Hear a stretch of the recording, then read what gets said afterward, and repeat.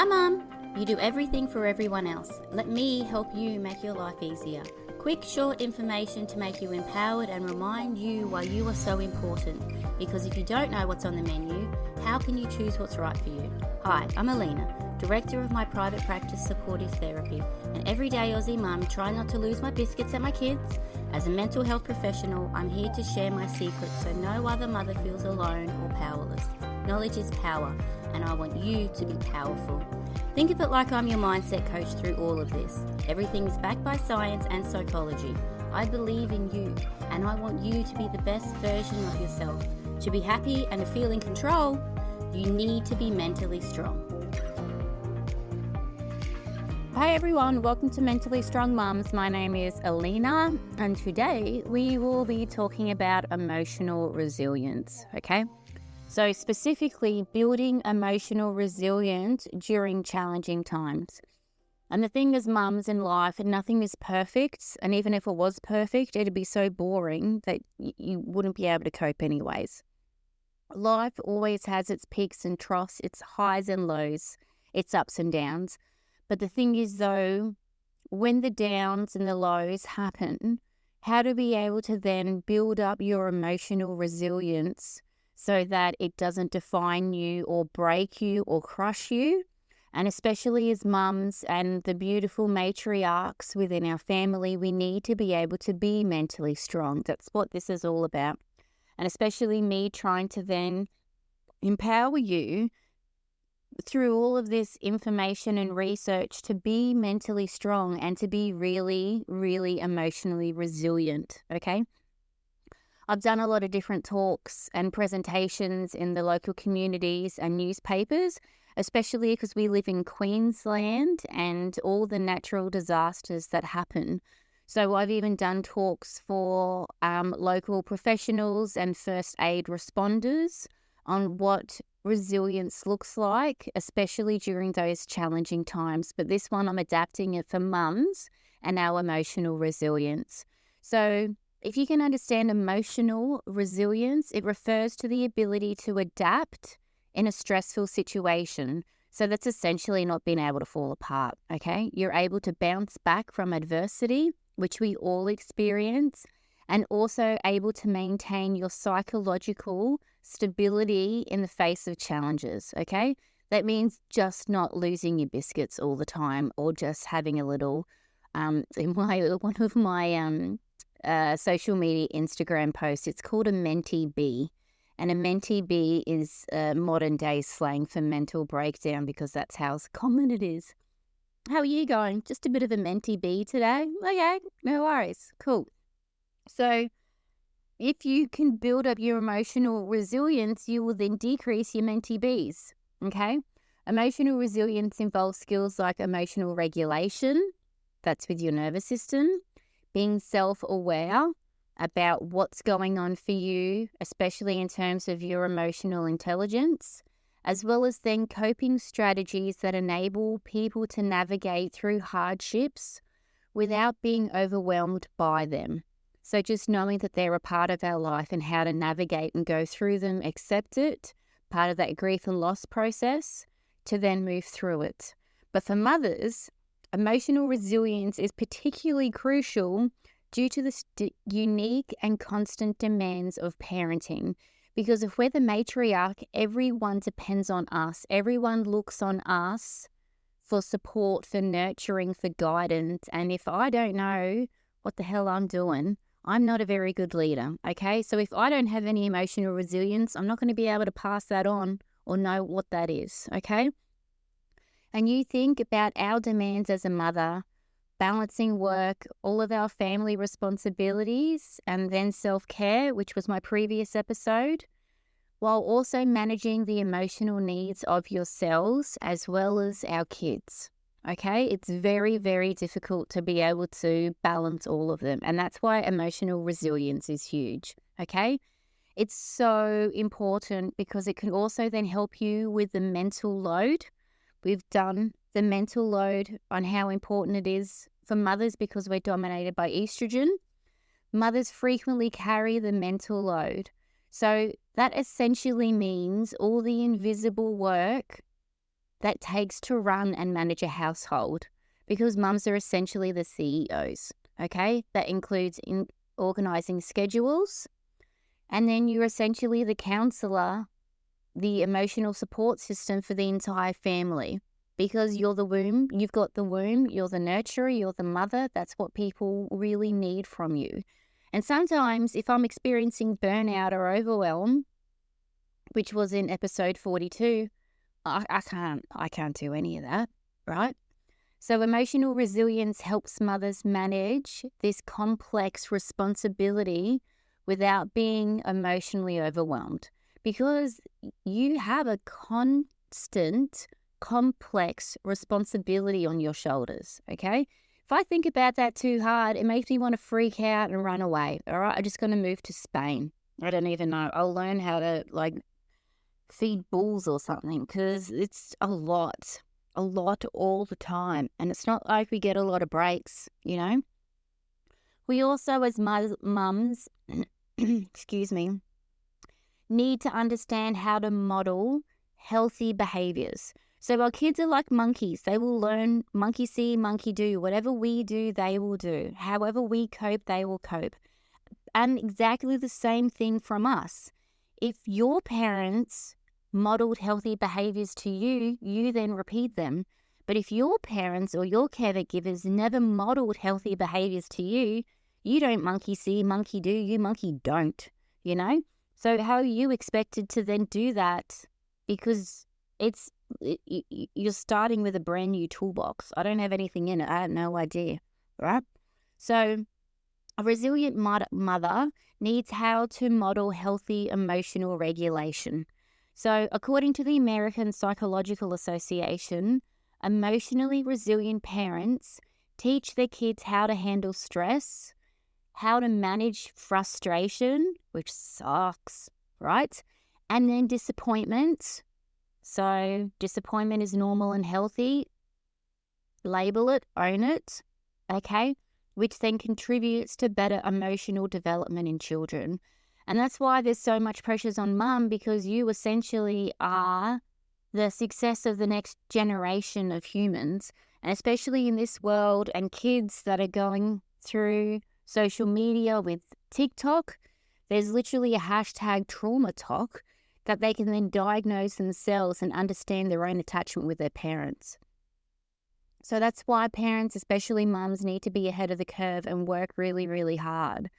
I'm going to put out a course next year for mentally strong mums that will teach you all of this, okay? So if you want to be notified for all of that, go on to my Mentally Strong Mums, MUM website, and register, because that will be a definite game changer, okay? And especially with resilience, you can't be resilient if you burn out. So you've got to prevent it the best way that you can. And so even last episode about self-care, giving yourself permission without guilt to being able to prevent burnout by self-care. Emotional resilience can protect mothers from burnout, a state of physical, emotional, and mental exhaustion because of chronic stress that we experience because of those hardcore responsibilities that we have. So there has been a study in the Frontiers in Psychology journal that highlights how emotional resilience acts as a buffer, right? Reducing the negative effects of stress and allowing mothers to recover more quickly. So emotional resilience is huge, okay? It also leads to improving healthy relationships because you're able to be more present. You can manage your emotions effectively. You don't lose your biscuits as often, mum, right? You're able to actually be present and resolve conflict as opposed to running away with a passive-aggressive little comment as you leave the door, right? So resilience helps improve relationships. So it's a huge, vital skill for mums, and often knowing that if we haven't monkey seed, monkey do, we monkey don't. So how can we then do that for our kids?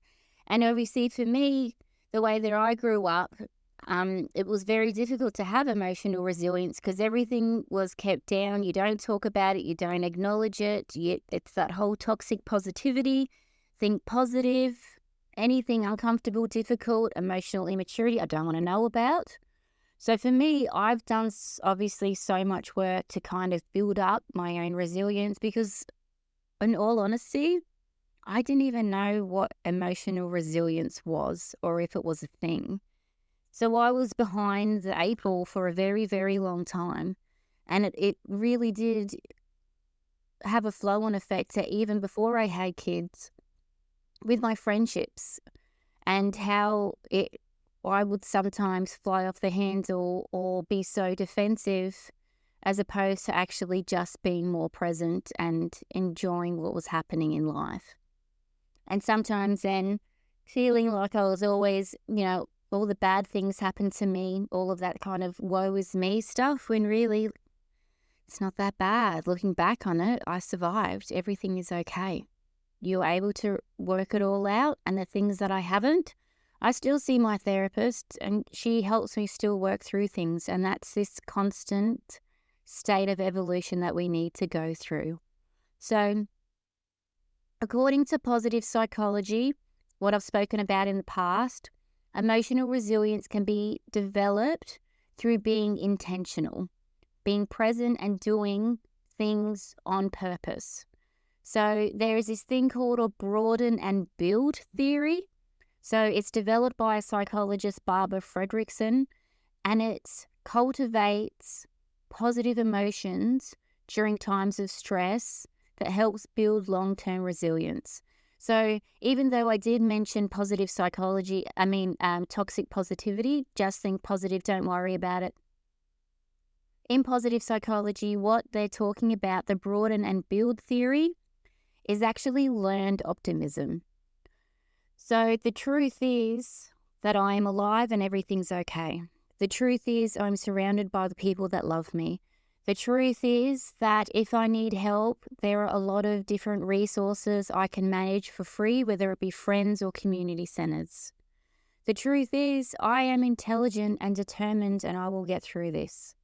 So that's the difference between toxic positivity and actually cultivating positive emotions. It's called learned optimism because you eventually then back yourself. You then have your own back and self-worth and self-esteem. And then it really helps you understand that no matter what happens, you can handle it, which is essentially resilience. So there's also been other studies on post-traumatic growth, right?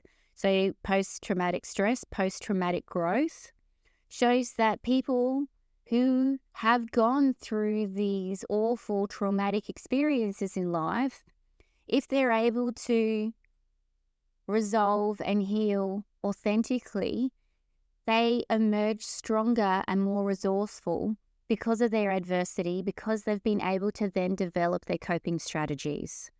They're then cognitively flexible, which essentially means that if you are quite rigid in your thinking, black and white, no, this is it. No, I said no. No, that's not how it goes. No. That's really bad for your mental health, okay? So if you're able to be more cognitively flexible, be more present, be more open and receptive, that then leads to good mental health. And especially understanding that you then know who your people are. You know who to trust, you know who not to trust, and who to stay away from, especially if you've gone through those traumatic situations, okay? So a couple of really little good things to build resilience besides that is that cognitive reframing. Cognitive is psychologists use cognitive because our brain is like a computer, and the way that it thinks, the way that it processes, cognitive. So we're able to cognitive reframe. So as we were talking about before with the toxic positivity, if you're able to reframe your negative thoughts either into neutral ones or even into positive ones.